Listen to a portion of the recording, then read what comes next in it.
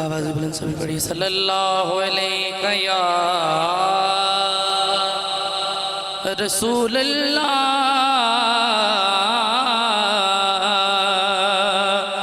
وسلم علیہ یا حبیب اللہ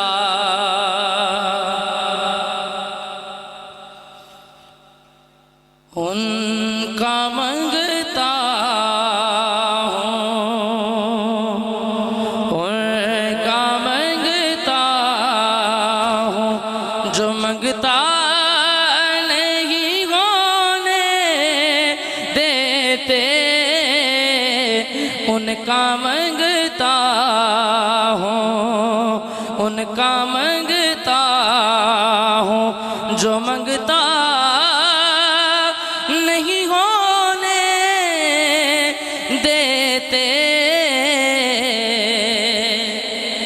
ان کا منگتا ہوں جو منگتا نہیں ہونے دیتے میرے آقا ہمیں رسوا نہیں ہونے دیتے میرے آقا ہمیں رسوا نہیں ہونے دیتے ان کا منگتا اور اپنے منگتوں کی وہ فہرست میں رکھتے ہیں مجھے اپنے منگتوں کی وہ فہرست میں رکھتے ہیں مجھے مجھ کو محتاج کسی کا نہیں ہونے دیتے مجھ کو محتاج کسی کا نہیں ہونے دیتے ان کا منگتا ماشاءاللہ۔ حضرات ذی وقار آج کی اس خوبصورت بزم کی صدارت فرما رہے ہیں صدر جماعت اہل سنت یک جمرہ پیر سید محمد علی شاہ صاحب اور ان کے ساتھ ہمارے انتہائی محترم ہمارے عزیز دوست محترم جناب پیر سید بلال اختر شاہ صاحب اللہ پاک ان کے فیوز و برکات میں مزید برکتیں عطا فرمائے کثیر تعداد میں جید علماء کرام آج کی اس بزم کی زینت ہیں نعت خوانہ نے شیر بیان میں ہمارے انتہائی ہر دل عزیز ثناخان مصطفیٰ جناب محمد وقار عطاری صاحب بھی تشریف لائے ہیں ان کے علاوہ تحریک لبیک جگ جمرہ کے انتہائی سرگرم رکن محترم جناب چودھری انصر علی باجوہ صاحب تشریف لائے ہیں بشیر احمد قادری صاحب اپنی پوری ٹیم کے ساتھ تشریف لائے ہیں بانیان محفل کی طرف سے جتنے بھی مہمانان خاص و عام یہاں تشریف لائے ہیں میں سب کو خوش آمدید کہتا ہوں اللہ پاک آپ سب کا آنا جانا محفل میں بیٹھنا اپنی پاک بارگاہ میں قبول فرمائے بلا تاخیر استاد محترم حضرت العلام حضرت علامہ مولانا حافظ و قاری محمد اسلم سعیدی صاحب کی خدمت میں ملتمس ہوں آپ بندہ نوازی فرمائیں مائک پہ تشریف لائیں اور اپنے خوبصورت واعظانہ خطاب سے ہمارے قلوب و اذہان کو منور فرمائیں استقبال کیجئے نعرہ تکبیر نعرہ رسالت نعرہ تحقیق نعرہ حیدری سیدی مرشدی سیدی مرشدی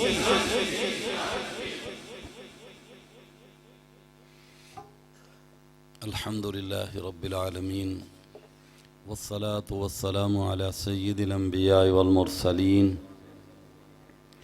أما بعد فأعوذ بالله من الشيطان الرجيم بسم الله الرحمن الرحيم إن الذين يؤذون الله ورسوله لعنهم الله في الدنيا والآخرة وأعد الله لهم عذابا مهينا صدق الله العظيم إن الله وملائكته يصلون على النبي يا أيها الذين آمنوا صلوا عليه وسلموا تسليما الصلاة والسلام عليك يا سيدي يا رسول الله وعلى آلك وأصحابك يا سيدي يا حبيب الله الصلاة والسلام عليك يا رحمة للعالمين وعلى آلك وأصحابك يا خاتم النبيين. ہو نہ یہ پھول تو بلبل کا ترنم بھی نہ ہو، چمن دہر میں کلیوں کا تبسم بھی نہ ہو نہ یہ ساقی تو میں بھی نہ ہو، خم بھی نہ ہو، بزم توحید بھی دنیا میں نہ ہو، تم بھی نہ ہو.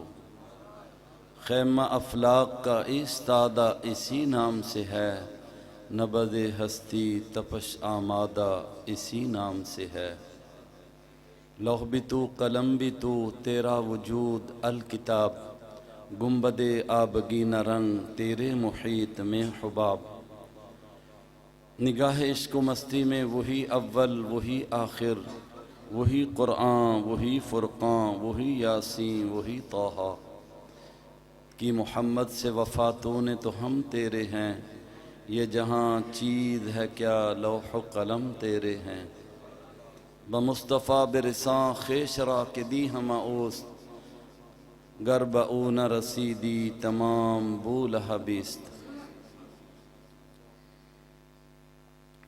حمد و صلاۃ کے بعد نہایت واجب الاحترام جناب صدر جماعت اہل سنت حضور قبلہ محمد علی شاہ صاحب، دیگر سادات کرام، علماء کرام، مشائخ اعظام، معزز سامعین و حاضرین، اللہ رب العالمین کا ہزار شکر ہے کہ اس نے ہمیں اپنے محبوب صلی اللہ تعالی علیہ وسلم کا امتی بنایا،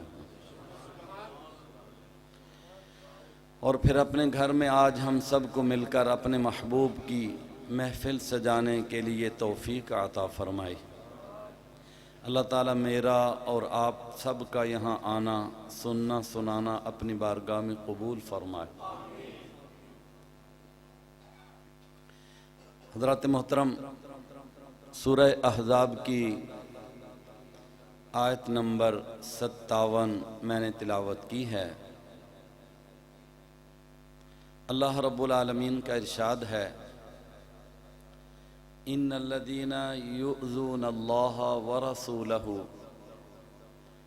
بے شک وہ لوگ جو اللہ کو اور اللہ کے رسول کو تکلیف پہنچاتے ہیں، ایذا دیتے ہیں.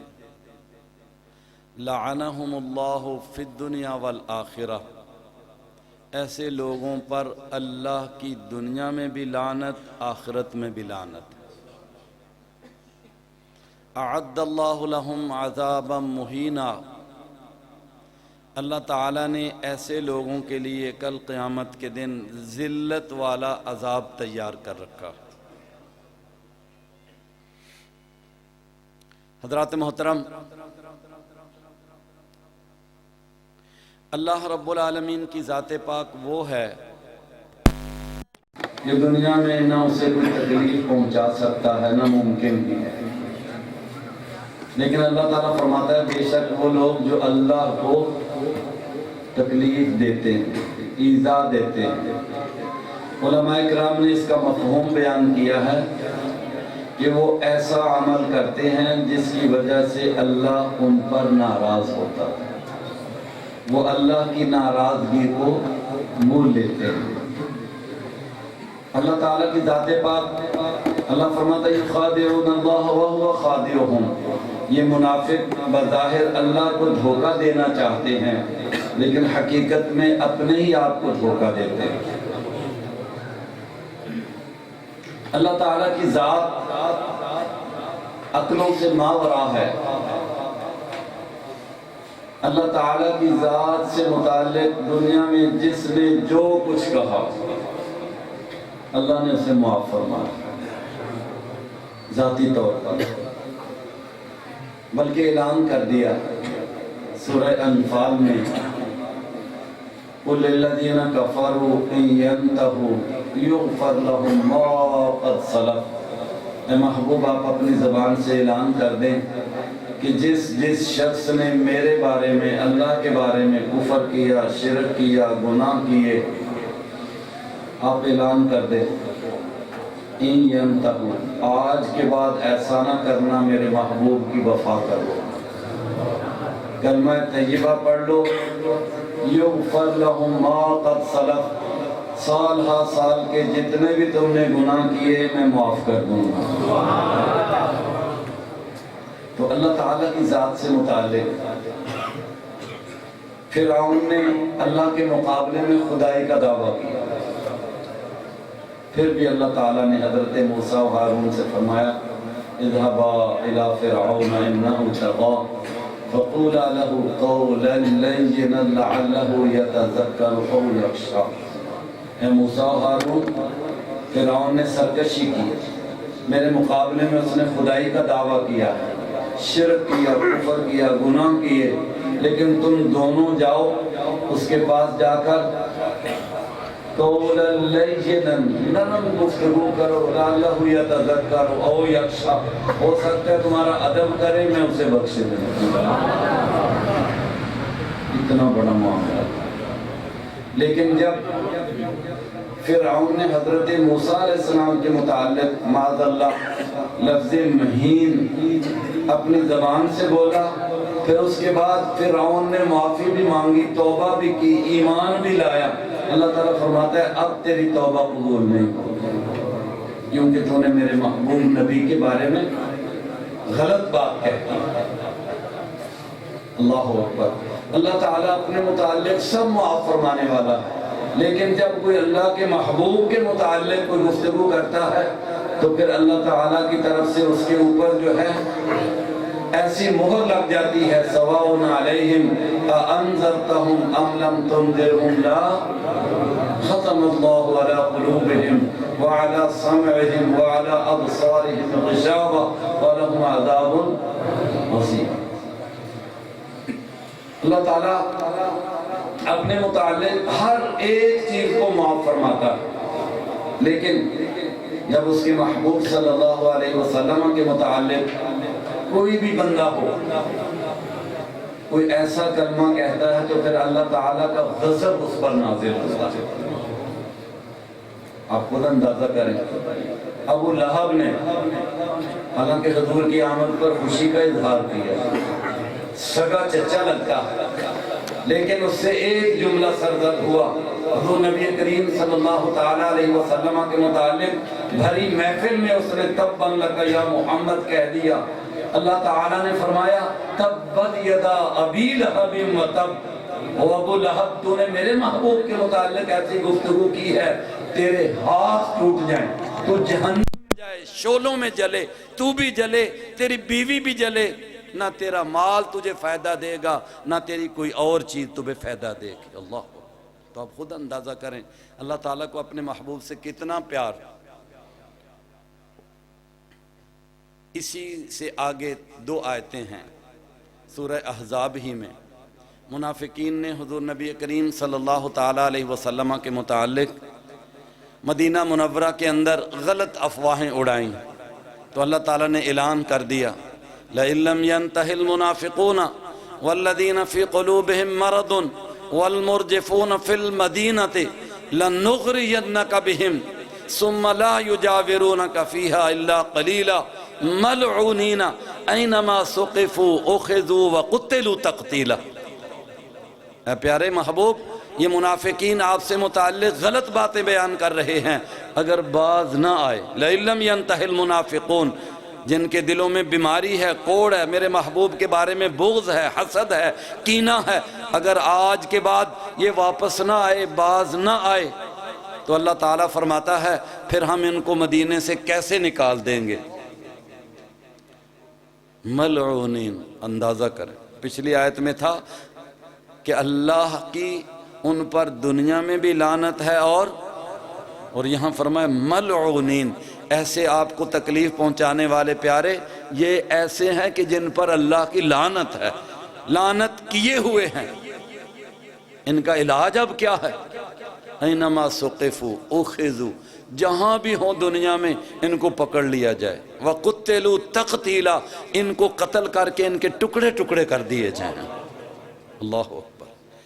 حضور رحمت للعالمین ہر کسی کو معاف فرمانے والے، لیکن جب اللہ تعالیٰ نے اجازت دے دی، اے پیارے جو بھی آپ کے خلاف زبان درازی کرے انہیں پکڑیں، صحابہ سے کہیں ان کو پکڑو اور ان کو مار دو، ان کو قتل کر دو، اب زمین جو ہے ان کو قبول نہیں کرے گی۔ کعب بن اشرف نے مکے والوں سے مل کر حضور نبی کریم صلی اللہ علیہ وسلم کی توہین کی۔ مسجد نبوی کے اندر حضور صلی اللہ علیہ وسلم نے عام اعلان کیا صحابہ میں، حضور رحمت للعالمین، لیکن جو حضور کا گستاخ ہے، جس کی زبان سے، ہاتھ سے، اشارے سے، کنائے سے حضور نبی کریم صلی اللہ تعالیٰ علیہ وسلم کے متعلق گستاخی ہوئی ہے، اللہ تعالیٰ نے اپنے محبوب سے فرمایا ٹھیک ہے اب رحمت للعالمین ہے، لیکن اب ان کا وجود اس زمین کے اوپر مجھے برداشت نہیں ہے۔ حضور نے اعلان کیا مسجد نبوی شریف کے اندر کہ میرے رب نے اب یہ اعلان کیا ہے کہ کعب بن اشرف کو مار دیا جائے، اس نے میری توہین کی ہے، میرے رب نے اعلان کر دیا ہے۔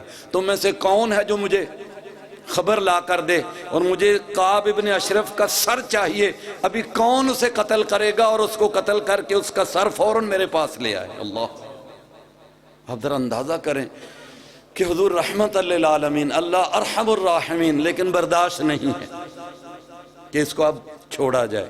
حضرت محمد ابن اسلمہ نے ہاتھ کھڑا کیا، عرض کی یا رسول اللہ مجھے اجازت دیں، میں اس کا سر کاٹ کر آپ کی خدمت میں لے آتا ہوں۔ اللہ، فرمایا ٹھیک ہے۔ عرض کی یا رسول اللہ کچھ معاملات ایسے ہیں کہ مجھے کچھ ایسی گفتگو کرنی پڑے گی جو ایسی ہے کہ ظاہر ہے کہ میں ایسا کہہ نہیں سکتا ہوں۔ حضور نے فرمایا تمہیں ہر قسم کی گفتگو کی اجازت ہے، اللہ جو چاہے کر، لیکن مجھے اس کا سر چاہیے کہ وہ اللہ کے رسول کا گستاخ ہے۔ محمد ابن مسلمہ نے اپنے ساتھ لیے چند آدمی اور جا کر اس سے کچھ دوستی کی، کچھ اس کو باتیں کہیں، کچھ اس کی باتیں سنی، اپنا آپ اس کے سامنے پیش کیا اور دوستی کا ایسا ماحول پیدا کیا۔ عشاء کی نماز کے بعد اندھیرا چھا گیا، اپنے ساتھیوں کو کہا تلوار لے کر تم اس اندھیرے میں چھپ کر بیٹھ جاؤ، ایک ساتھی سے کہا تم اس طرف چھپ کر بیٹھ جاؤ، ابھی کعب اپنے محل سے نیچے اترے گا اور ابھی آتے ہی میں اس کے بالوں کو پکڑ لوں گا، میں جو ہی اس کے بالوں کو پکڑ لوں اس کی گردن اڑا دینا۔ اللہ اکبر۔ حضرت محمد ابن مسلمہ نے آواز دی، یہ کئی دن کا معاملہ تھا، دوستی سب کچھ، نیچے اترا کعب، اور آج حضرت محمد ابن مسلمہ کہنے لگے بڑی خوشبو آ رہی ہے۔ اس نے کہا میری بیوی ایسی خوشبو بناتی ہے، بس عرب میں کوئی اور عورت ایسی خوشبو نہیں بناتی ہے۔ حضرت محمد ابن اسلمہ کہنے لگے آج میرا جی چاہتا ہے کہ میں تیری خوشبو کو ذرا سونگھ لوں۔ اس نے سر نیچے کیا، بالوں کو مضبوطی سے پکڑا، ادھر سے چھپے ہوئے ساتھی نے جو ہے تلوار ماری اور سر محمد ابن مسلمہ کے ہاتھ میں۔ صحابہ چلے، حضور نبی کریم صلی اللہ علیہ وسلم اللہ کے دشمن، یاد رکھیے سب سے بڑا اللہ کا دشمن وہ ہے جو اللہ کے محبوب کا دشمن ہے، ورنہ سارے کافر اللہ کے دشمن ہیں، ان کے لیے عام معافی کا اعلان ہے، لیکن اللہ کے محبوب کا جو دشمن ہے اللہ کی طرف سے اس کے لیے کوئی معافی نہیں۔ حضرت محمد ابن اسلمہ نے سر پکڑا ہوا اور حضور کی خدمت میں، حضور انتظار کر رہے ہیں مسجد نبوی شریف۔ کس قدر ان پر اللہ کا غضب ہے کہ رحمت للعالمین حضور ہیں پھر بھی ان کے خلاف اتنا غضب ہے، ان کی کیا حالت ہے۔ حضرت محمد ابن مسلمہ نے رات کے اندھیرے میں نعرہ لگایا، حضور نے آپ کے نعرے کا جواب دیا۔ اللہ اکبر۔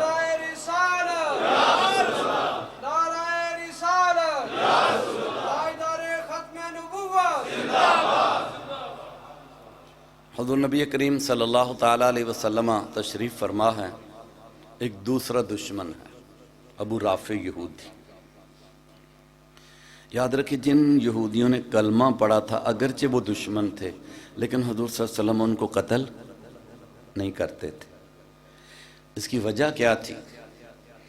عبداللہ ابن ابی منافق ہے، کلمہ پڑھنے والا، دشمنی کی اس نے انتہا کی، احد میں دھوکہ دیا اور قدم قدم پر اس نے حضور نبی کریم صلی اللہ علیہ وسلم کے خلاف، بیٹے نے ایک دن پکڑ لیا، جنگ مریسی کے واپسی پر مدینہ منورہ کے رستے کے اوپر کھڑا ہوا۔ اس جنگ کے اندر معاذ اللہ عبداللہ ابن ابی منافق نے حضور نبی کریم صلی اللہ تعالیٰ علیہ وسلم کے لیے ایک بڑا توہین آمیز کلمہ کہا، کہنے لگا یخرج الاعز منها الاذل، اپنے ساتھیوں سے کہا ابھی ہم مدینے پہنچیں گے، ہم عزت والے ان ذلیلوں کو شہر سے نکال دیں گے۔ یہ سورہ منافقون کے اندر آیت مبارکہ۔ بیٹا جو پکا سچا مسلمان تھا، اللہ اکبر، حضور نبی کریم صلی اللہ علیہ وسلم کا غلام تھا، اسے پتہ چلا کہ میرے باپ نے حضور کو ایسا ایسا کہا، اس نے تلوار نکال لی، مدینہ منورہ کے باہر دروازے کے اوپر اپنے باپ کو یہاں سے پکڑ لیا۔ اللہ اکبر، حضور ابھی پیچھے ہیں، دروازے کے اوپر کھڑا ہے، اپنے باپ عبداللہ ابن ابی کو یہاں سے گریبان سے پکڑا ہوا ہے اور اس کو کہہ رہا ہے تو نے ایسا کلمہ کہا ہے، حضور کو ذلیل کہا ہے، تو کہہ میں ذلیل ہوں، اللہ کے رسول عزت والے ہیں۔ بیٹا اپنے باپ کے گریبان کو پکڑے ہوئے کہہ رہا ہے۔ اتنی دیر میں حضور تشریف لے آئے، حضور نے فرمایا چھوڑ دے اس کو چھوڑ دے۔ وجہ کیا ہے؟ حضور نے ایک حکمت کی بات کہی، فرمایا بات یہ ہے کہ یہ کلمہ پڑھتا ہے، بظاہر کیا ہے، لوگوں کو کیا پتہ اس کے دل میں کیا ہے، دنیا والے سمجھتے ہیں یہ مسلمان ہے، اگر میں ان کلمہ پڑھنے والوں کو ماروں گا تو لوگ کہیں گے محمد اپنوں کو مارنے لگا، ورنہ اس قابل ہے کہ تو اس کو قتل کر دے۔ نہیں، ہم ایسے الزامات سے بچنے کے لیے اس کو کچھ نہیں کہیں گے۔ یہی وجہ ہے، آپ کو پتہ ہے جتنے منافق تھے حضور کے پیچھے نمازیں پڑھتے، حضور نبی کریم صلی اللہ تعالیٰ علیہ وسلم کے متعلق غلط گفتگو کرتے۔ صحابہ نے ایک دن حضور سے عرض کی راعنا یا رسول اللہ، ہماری رعایت فرمائیے، ہماری عقلوں کے مطابق گفتگو کیجئے، ذرا آہستہ بات کیجئے تاکہ ہماری بات سمجھ میں آ جائے۔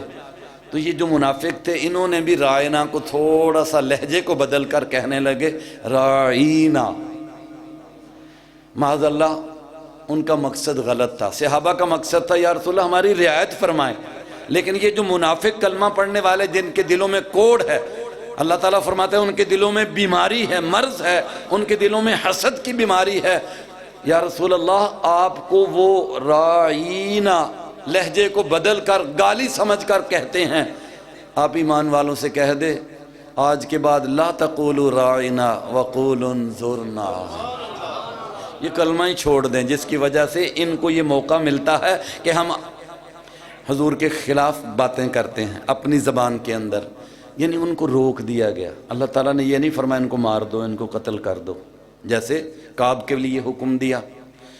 اور اسی طرح میں ابھی آپ کے سامنے جو واقعہ بیان کرنے لگا ہوں ابو رافع کا، یہ بھی یہودیوں کا بڑا معتبر آدمی تھا، بہت بڑا اس کا قلعہ تھا، بڑی فوج تھی، اس کے بعد بڑے سپاہی تھے، بہت بڑا مالدار آدمی تھا۔ کعب بن اشرف تو یہودیوں کے جتنے مولوی تھے ان کو تنخواہیں دیتا تھا، اور یہ بھی بہت بڑا تھا۔ تو میں ایک اعتراض آتا ہے کہ مثلا یہ چند آدمیوں کے قتل کا حضور نے کیوں حکم دیا، جبکہ عبداللہ ابن ابی سب سے بڑا دشمن ہے، اور دیگر جتنے بھی لوگ ہیں۔ حضور نے سمجھایا معاملہ یہ ہے کہ ہم نے ان کو کچھ نہیں کہنا، ان کا معاملہ سارا قیامت کے دن کے لیے، یہاں تک کہ عبداللہ ابن ابی کی نماز جنازہ بھی اس لیے نہیں کہ اس کو بخش دیا جائے گا، نہیں، تاکہ یہ جتنے لوگ اس کے دباؤ کی وجہ سے بیچارے ہیں اور سچے مسلمان ہیں اور وہ اس کا ساتھ دے رہے ہیں، حضور نبی کریم صلی اللہ علیہ وسلم کی رحمت دیکھ کر وہ سارے سچے مسلمان بن گئے تھے۔ حضور نبی کریم صلی اللہ تعالیٰ علیہ وسلم نے صحابہ سے فرمایا ابو رافع جو میری توہین کرتا ہے، اللہ تعالیٰ نے اس کے قتل کا مجھے حکم دیا ہے کہ اس کو زمین سے ختم کر دیا جائے۔ کون ہے اس کو قتل کرے اور اس کو مارے؟ حضور نبی کریم صلی اللہ علیہ وسلم نے عبداللہ ابن عتیق کی معیت میں ایک پوری مسلح فوج بھیجی، کیونکہ وہ بہت بڑے قلعے میں تھا، کہیں ایسا نہ ہو کہ دفاعی طور پر وہ تقابل میں ایسا کرے۔ حضرت عبداللہ ابن عتیق کہتے ہیں میں نے اپنے ساتھیوں کو ساتھ لیا اور مغرب کے قریب میں اس کے قلعے پر پہنچ گیا۔ میری ڈیوٹی تھی کہ اب آج رات اس کو ختم کرنا ہے، ہر حال میں اس کو مارنا۔ اب اتنے احصار کے اندر، قلعے کے اندر کسی ایک شخص کو مارنا اور لڑائی کے بغیر مارنا۔ حضرت عبداللہ ابن عتیق کہتے ہیں میں مغرب کے بعد ہی اس کے قلعے میں داخل ہو گیا کسی طریقے سے کہ اندر کے حالات معلوم کروں۔ تو میں نے ایک دروازہ دیکھا، دوسرا دیکھا، تیسرا دیکھا، چوتھا دیکھا، پانچواں دیکھا، قلعے کے اوپر دروازے تھے اور پھر آخر میں جا کر جو ایک صحن تھا۔ رات کو میں وہیں چھپ گیا، اپنی تلوار کو ساتھ لیا، میان میں رکھا۔ جب عشاء کے بعد انہوں نے اپنے سارے دروازے بند کر لیے تو پھر میں نے انتظار کیا کہ یہ سب سو جائیں۔ چاندنی رات تھی، ہلکی ہلکی روشنی تھی، آہستہ آہستہ وہ سارے سو گئے۔ ابو رافع صحن کے اندر بہت سے لوگوں کے درمیان سویا ہوا تھا، لہذا جب سارے گہری نیند سو گئے تو میں نے اپنی تلوار لی اور آہستہ آہستہ، ایک روایت میں ہے کہ اب مجھے پتہ نہ چلا کہ ان میں یقیناً ابو رافع کون ہے، سب سوئے ہوئے، اس کی چارپائی کون سی ہے، تو مجھے جو محسوس ہوا اسی چارپائی پر ابو رافع ہے۔ تو میں نے اس کے قریب جا کر آہستہ سے کہا ابو رافع، وہ سویا ہوا تھا گہری نیند، اس نے کہا، میں نے کہا یہی، یقین کر لیا۔ پھر میں نے اپنی تلوار لی، میان سے باہر نکالا اور تلوار کا جو تلوار کی نوک تھی اس کے پیٹ کے اوپر رکھ کر میں نے زور سے دبائی، پیٹ بھی جو ہے وہ کٹ گیا اور اس کی کمر بھی کٹ گئی۔ میری تلوار اس کے اندر ہی تھی، وہ چیختا، آوازیں نکالتا۔ تھوڑی دیر کے بعد مجھے یقین ہو گیا کہ اب یہ ٹھنڈا ہو گیا، مر گیا ہے۔ میں نے اپنی تلوار اس کے پیٹ سے باہر نکالی اور آہستہ آہستہ، مجھے اب پتہ تھا، میں نے پہلے ایک دروازہ کھولا، پھر دوسرا دروازہ کھولا، پھر تیسرا دروازہ کھولا، پھر چوتھا، اوپر قلعے کا، نیچے سیڑھیاں تھیں، سارے دروازے کھولتے کھولتے کھولتے میں سیڑھی کے اوپر آ گیا۔ اب رات کا اندھیرا ہے، چاندنی ہے، مجھے مکمل طور پر نیچے سیڑھیاں نظر نہیں آ رہی۔ میرے ساتھی باہر انتظار میں ہیں کہ اگر کوئی ایسا مسئلہ ہوا تو ہم سب مقابلہ کریں گے، لیکن الحمدللہ کسی کو خبر بھی نہ ہوئی۔ میں نے ایسے انداز میں اسے مار دیا۔ سارے دروازے کھولے، سیڑھیوں کے نیچے سے اتر رہا تھا، ابھی 2-3 سیڑھیاں باقی تھی، میں سمجھا کہ سیڑھیاں ختم ہو گئی ہیں، تو جو ہی میں نیچے پاؤں رکھا تو زمین پر آیا، 3-4 سیڑھیوں کے اوپر سے ہی میں گر گیا اور میری پنڈلی کی ٹانگ ٹوٹ گئی، ہڈی ٹوٹ گئی، اور میں نے جلدی جلدی اپنی پگڑی اتاری اور زور سے اپنی ٹانگ کو باندھ دیا اور اپنے ساتھیوں سے کہا مجھے پکڑو اور حضور کی خدمت میں لے چلو۔ آقا صلی اللہ علیہ وسلم مسجد نبوی شریف کے اندر رات انتظار میں ہیں۔ میری پنڈلی یہ ہڈی ٹوٹی ہوئی ہے، میرے ساتھیوں نے پکڑا ہوا ہے اور ہم پہنچ گئے۔ عرض کی یا رسول اللہ، میں نے ابو رافع کا قلع قمع کر دیا، اس کو قتل کر دیا، لیکن میری ہڈی پنڈلی کی ٹوٹ گئی ہے۔ حضور صلی اللہ علیہ وسلم نے فرمایا اوپر سے پٹی کھول دو، کپڑا ہٹا دو۔ میں نے اپنی پگڑی کو ہٹا دیا، حضور صلی اللہ علیہ وسلم نے اپنا ہاتھ اس پر رکھا، اپنا لعاب دہن لگایا۔ آپ فرماتے ہیں پھر میں اٹھ کر کھڑا ہو گیا، مجھے ایسا تھا کہ کبھی مجھے تکلیف ہوئی نہیں۔ اللہ اکبر، یا رسول اللہ،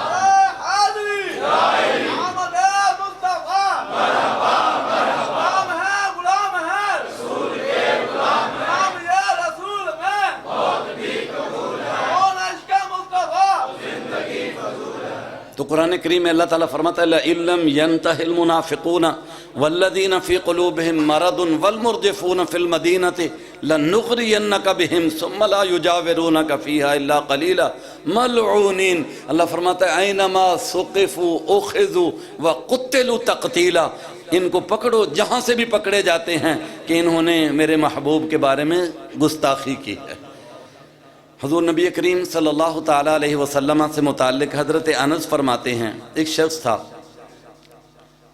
حضور کا کاتب وحی تھا۔ مشکات شریف باب المعجزات میں یہ حدیث پاک حضرت انس فرماتے ہیں کاتب، جو قرآن نازل ہوتا جیسے دوسرے لوگ لکھتے یہ بھی، یہ مرتد ہو گیا۔ اللہ اکبر. مرتد ہو کر اپنی قوم سے جا ملا اور وہاں جا کر حضور کے خلاف گفتگو شروع کر دی. کیا کہتا تھا؟ یہ جو کتابت تھی حضور کو کسی بات کا نہیں پتا، میں حضور کو بتاتا تھا اور وہ مجھے بتاتے، پھر ہم لکھتے تھے. معاذ اللہ، حضور نبی کریم صلی اللہ علیہ وسلم کی طرف اس نے جہالت کی جو ہے نسبت کی. حضرت انس فرماتے ہیں حضور نبی کریم صلی اللہ علیہ وسلم کو جب پتہ چلا اس کی گستاخی کا تو حضور کی زبان مبارک سے ایک کلمہ نکلا. حضور نے فرمایا یہ بندہ ایسا ہے مرے گا اس کو قبر بھی قبول نہیں کرے گا. اس نے ایسی گستاخی کی. حضرت ابو طلحہ فرماتے ہیں ایسا ہی ہوا، وہ بندہ مر گیا. اس کے قبیلے والوں نے جو ہے باہر میدان میں قبرستان میں اسے دفن کیا. جب صبح دیکھا تو وہ باہر پڑا تھا. انہوں نے افواہیں پھیلائیں کہ اصل میں یہ وہاں سے چونکہ بھاگ کے آیا تھا، ان کے خلاف باتیں کرتا تھا، مسلمانوں نے اس کو جو ہے قبر سے نکال دیا ہے. انہوں نے گہرا اسے دفن کیا. دوسرے دن پھر دیکھا کہ قبر نے اس کو اٹھا کر باہر پھینک دیا. اب وہ پریشان ہوئے. تیسرے دن انہوں نے بہت اس کی گہری قبر کھودی اور بہت زیادہ نیچے تک لے گئے اور پھر اس کے اوپر اتنی مٹی ڈالی کہ عام طور پر انسان کھود نہیں سکتے ہیں. لیکن حضور نبی کریم صلی اللہ علیہ وسلم کی زبان مبارک سے اس گستاخ کے لیے جو کلمہ نکلا تھا وہ پورا ہوا. تیسرے دن اتنی گہری قبر نے بھی جو اس کو باہر پھینک دیا. اللہ اکبر. وہ ڈر گئے.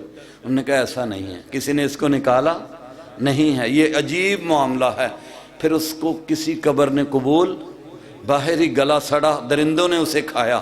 حقیقت ہے جو شخص بھی حضور نبی کریم صلی اللہ تعالیٰ علیہ وسلم کے متعلق گستاخی کرتا ہے اللہ تعالیٰ کا اس پر کتنا غضب ہے. قرآن کریم میں ہے کہ آخر عبداللہ ابن ابی کو حضور نبی کریم صلی اللہ علیہ وسلم نے خود قبر میں اتارا، نماز جنازہ پڑھی، لیکن اللہ تعالیٰ نے اعلان کیا پیارے ایسا نہیں ہے کہ آپ اس کو دفن کریں، یہ آپ کا معاملہ ہے، آپ کو ہم نے رحمت بنا کر بھیجا ہے، یہ آپ کا اخلاق ہے. لیکن آپ کے خلاف اس نے ساری زندگی زبان درازی کی، آپ کے خلاف اس نے گستاخیاں کی ہیں. آپ 100 مرتبہ 70 مرتبہ اس کے لیے معافی مانگیں گے، میں ہرگز نہیں بخشوں گا. ان تستغفر لهم 70 مرۃ لن یغفر اللہ لهم. کیوں؟ اس نے میرے محبوب کے حق میں گستاخی کی. تو اللہ تعالیٰ کی طرف سے یہ اعلان ہے جس نے بھی دنیا میں گستاخی کی. حضرت محترم حضور رحمت للعالمین ہے، کافروں کے لیے بھی حضور رحمت ہے. حضور نے دعا کی 3 دعائیں. حضور نے فرمایا میں نے اپنے رب سے 3 دعائیں کی ہیں، 2 میرے رب نے قبول کی ہیں، ایک امتحان کی وجہ سے قبول نہیں کی. میں نے اپنے رب کی بارگاہ میں دعا کی، اے اللہ پہلے جو بھی ہوا لوگوں نے گناہ کیے، تو نے ان کو عذاب دیا، لیکن میں تیری بارگاہ میں دعا کرتا ہوں یا اللہ میری امت پر قحط سالی نہ آئے، یہ بھوکے نہ مرے، ذلیل ہو کر نہ مرے. حضور نے فرمایا میرے رب نے یہ قبول کی. دوسری میں نے اپنے رب سے دعا کی ہے، اے اللہ پہلے لوگوں کی گناہوں کی وجہ سے شکلیں بدل جاتی تھیں، ان کو زمین میں دھسا دیا جاتا تھا، اے اللہ میری امت کے لیے یہ عذاب نہ ہو کہ ان کی یہ پیاری پیاری شکلیں جو ہیں بندر اور خنزیر میں نہ بدل دی جائیں. اللہ چاہے کوئی کافر ہے، منافق ہے، جو بھی ہے، حضور نے سب کے لیے دعا کی. اللہ نے میری یہ دعا بھی قبول کی. ہاں عبرت کے لیے کبھی ایسا اجتماعی طور پر کبھی ایسا نہیں ہوگا. حضور نبی کریم صلی اللہ تعالیٰ علیہ وسلم نے فرمایا جتنے گناہ بنی اسرائیل والوں نے کیے، یہاں تک کہ اگر انہوں نے ایک سوراخ میں انگلی ڈالی میری امت میں یہ سارے گناہ ہوں گے، لیکن الحمدللہ میری وجہ سے اللہ تعالیٰ آئندہ کسی کی شکل نہیں. اس لیے کافروں پر بھی حضور کی یہ رحمت ہے. ابو جہل سارے آگے حضور کی خدمت میں، کون سا عذاب ہے؟ روز کہتے ہو عذاب آئے گا، لے آؤ عذاب. امطر علینا حجارۃ من السماء اویتنا بعذاب علیم، آسمان سے ابھی پتھروں کی بارش ہمارے اوپر کر لو، کوئی اور عذاب ہے تو لے آؤ. حضور پریشان ہوئے. جبریل امین حاضر ہوئے اللہ تعالیٰ کا پیغام لے کر. سورہ انفال کی آیات مبارکہ جو 9ویں پارے کی آخری ہیں، اللہ تعالیٰ فرماتا ہے یہ عذاب مانگتے ہیں، ایسے ہیں کہ ان پر عذاب نازل، لیکن ما کان اللہ لیعذبہم وانت فیہم. اے پیارے آپ بھی ان میں ہوں میں ان کو عذاب دوں، ایسا ہو نہیں سکتا. اس لیے حضور سارے کافروں کے لیے بھی کیا ہیں؟ رحمت ہیں۔ اور حضور صلی اللہ علیہ وسلم کے واسطے سے اللہ تعالیٰ نے ایک اور ہمارے لیے فرمایا، قیامت تک جو قوم اللہ سے معافی مانگتی رہے گی اللہ اسے بھی عذاب نہیں دے گا۔ تو یہ کافر جتنے ہیں ان پر حضور کی آج کیا ہے؟ رحمت ہے۔ حضور نبی کریم صلی اللہ تعالیٰ علیہ وسلم کے اخلاق حسنہ ہیں، لیکن افسوس کہ حضور نبی کریم صلی اللہ علیہ وسلم نے ان کے لیے دعا کی ہے کہ کسی کی شکل نہ بگڑے، لیکن یہ ظالم ہیں کہ حضور نبی کریم صلی اللہ تعالیٰ علیہ وسلم کے متعلق خاکے بنا رہے ہیں، حضور کی شان میں گستاخیاں کر رہے ہیں۔ افسوس ان پر، اللہ فرماتا ہے ان پر اللہ کی دنیا میں بھی لعنت ہے، آخرت میں بھی لعنت ہے۔ ہم کیا ان کے خلاف تحریک اٹھائیں گے؟ اللہ خود فرماتا ہے ان الذین یؤذون اللہ ورسولہ لعنہم اللہ فی الدنیا والآخرہ وأعد اللہ لہم عذابا علیما۔ اس لیے یہ سارے کافر ہیں، انتظار کریں۔ اللہ تعالیٰ اپنے محبوب سے فرماتا ہے لا تستعجل لہم، اے پیارے جلدی کرتے ہوئے کہیں ان کے خلاف دعا نہ کر لینا، کیونکہ پھر کوئی بچے گا نہیں دنیا میں۔ اللہ اکبر۔ حضور نبی کریم صلی اللہ علیہ وسلم کی دعاؤں کا صدقہ ہے، فرمایا لا یستخفنک الذین لا یوقنون، پیارے کہیں ان کی تکلیفوں کی وجہ سے جلدی کرتے ہوئے ان کے خلاف دعا نہ کرنا۔ وَلَقَدْ نَعْلَمُ أَنَّكَ يَضِيقُ صَدْرُكَ بِمَا يَقُولُونَ فَسَبِّحْ بِحَمْدِ رَبِّكَ وَكُن مِّنَ السَّاجِدِينَ وَاعْبُدْ رَبَّكَ حَتَّى يَأْتِيَكَ الْيَقِينُ۔ یقیناً ہم دیکھ رہے ہیں ان کی باتوں کی وجہ سے، ان کی خباثتوں کی وجہ سے آپ کے دل کو تکلیف ہو رہی ہے، لیکن کہیں ہاتھ نہ اٹھا دینا۔ لا تستعجل لہم فاصبر، اللہ تعالیٰ فرماتا ہے پیارے صبر کیجئے، اللہ کی حمد کیجئے۔ حضور نبی کریم صلی اللہ علیہ وسلم کو جب طائف والوں نے پتھر مارے، خون بہہ رہا ہے، حضور نبی کریم صلی اللہ علیہ وسلم وادی نخلا میں تشریف فرما ہے، بڑے ہی غمگین تھے۔ اس وادی نخلا میں طائف کے بعد اتنے پریشان ہے کہ اللہ تعالیٰ نے جبریل امین کو بھیجا اپنے محبوب کی تسلی کے لیے، اور جبریل امین حاضر ہوئے۔ حضور نبی کریم صلی اللہ علیہ وسلم پریشان بیٹھے ہیں، اکیلے پریشان بیٹھے ہیں۔ اللہ تعالیٰ نے جبریل سے فرمایا میرے محبوب کو کسی طرح خوش کرو، کسی طرح حضور نبی کریم صلی اللہ علیہ وسلم کا غم دور کرو، کسی طرح ان کی خوشی کا اظہار کرو۔ حضرت جبریل امین نے عرض کی یا رسول اللہ صلی اللہ علیہ وسلم وہ سامنے درخت ہے، ہاں آپ اس کو اشارہ کریں۔ حضور نے اشارہ کیا، وہ درخت نے اپنی جڑیں اکھاڑی ہیں اور چلتے چلتے حضور کی خدمت میں آیا، سجدہ کیا، جھکے اور پھر واپس چلا گیا۔ عرض کی یا رسول اللہ صلی اللہ علیہ وسلم آپ کا تو اتنا مقام اللہ نے بنایا ہے کہ جس کی طرف بھی آپ اشارہ کریں، درختوں کی طرف اشارہ کریں، وہ آپ کے حکم سے چلتے ہوئے آئیں گے۔ حضور نے فرمایا جبریل میں خوش ہوں الحمدللہ۔ پھر حضور نبی کریم صلی اللہ علیہ وسلم سے جبریل امین نے عرض کی یا رسول اللہ یہ پہاڑوں کا فرشتہ ہے، یہ بھی آپ کی خدمت میں آیا۔ پہلے خوش کیا ہے کہ ایسا نہ ہو جائے کہ قیامت آ جائے، اگر قیامت آنی ہوتی تو طائف والے دن آ جاتی، لیکن اللہ تعالیٰ فرماتا ہے لو یؤاخذ اللہ الناس بظلمہم ما ترک علی ظہرہا من دابہ ولکن یؤخرہم الی اجل مسمی۔ یہ دنیا میں تو قائم نہیں ہوگی قیامت، حشر ہوگا، مقام محمود اپنے محبوب کو اللہ تعالیٰ عطا فرمائے گا، اس دن حضور کی شان دیکھنے والی ہوگی۔ ان دنیا والوں کو کیا پتہ کہ حضور نبی کریم صلی اللہ علیہ وسلم کی شان کیا ہے۔ حضور نے فرمایا لواء الحمد میرے ہاتھ میں ہوگا، حضرت آدم سے لے کر عیسیٰ علیہ السلام تک سارے نبی میرے جھنڈے کے نیچے ہوں گے۔ انا سید ولد آدم ولا فخرا، اللہ نے مجھے آدم کی ساری اولاد کا سردار بنایا۔ قیامت کا دن حضور کی سارے یہ ظالم آج جو حضور کے خلاف بکواس کر رہے ہیں، خاکے بنا رہے ہیں، باتیں بنا رہے ہیں، ان ذلیلوں کو کل قیامت کے دن جب حضور کی شان نظر آئے گی تو پھر کس قدر ذلیل ہوں۔ اللہ تعالیٰ اپنے محبوب کو مقام محمود عطا فرمائے گا۔ حضرت آدم سے لے کر عیسیٰ علیہ السلام تک ہر کوئی حضرت سارے نبی حضور نبی کریم صلی اللہ علیہ وسلم کی بارگاہ میں کھڑے ہوں گے ہیں، اللہ تعالیٰ شان عطا فرمائے گا۔ اس لیے آج یہ ظالم ہیں، اللہ تعالیٰ نے حضور کے صدقے ان کے پردے رکھے، یہ نہیں سمجھتے ہیں کل قیامت کا دن ہی ایسا ہوگا کہ اللہ تعالیٰ اپنے محبوب کی شان ظاہر فرمائے گا، پھر ان کافروں کو ذلیلوں کو پتہ چلے گا۔ حضرات محترم، مجھے 9 بجے تک کے لیے کہا گیا تھا، الحمدللہ 9 سے زیادہ وقت ہوا۔ اللہ تعالی ہم سب کی حاضری قبول فرمائے، اپنے محبوب کی سچی محبت عطا فرمائے۔ یقیناً یہ ظالم ہیں، ان کو حضور کی شان کا پتہ نہیں ہے، اس لیے اللہ تعالیٰ نے یہ پردے رکھے ہیں۔ ہمیں اللہ نے طیب اردوان جیسا مجاہد عطا کیا ہے، دعا کیجئے اللہ تعالیٰ اس کی زندگی کی حفاظت فرمائے۔ اور سارے 57 ملکوں کے بادشاہ ہیں، سب بزدل ہیں اور سر نیچے کیے ہوئے کافروں کے پیچھے چل رہے ہیں۔ دعا کریں اللہ تعالیٰ سب کو جرأت ایمانی عطا فرمائے۔ اللہ تعالیٰ ہمارے بادشاہوں کو جتنے بھی ہیں، خصوصی طور پر یہ عرب والے بہت آج کل ذلت میں ہیں، اللہ تعالیٰ ان کو بھی مجاہدانہ عزتیں عطا فرمائے، اور سب مل کر جو ہے ہمیں ساتھ لے کر اپنے محبوب صلی اللہ علیہ وسلم کی ناموس، حضور کی شان کے لیے جو ہے ہمارا تن من دھن قربان ہو۔ اللہ تعالیٰ ہمیں یہ قربانی عطا فرمائے۔ وآخر دعوانا الحمدللہ۔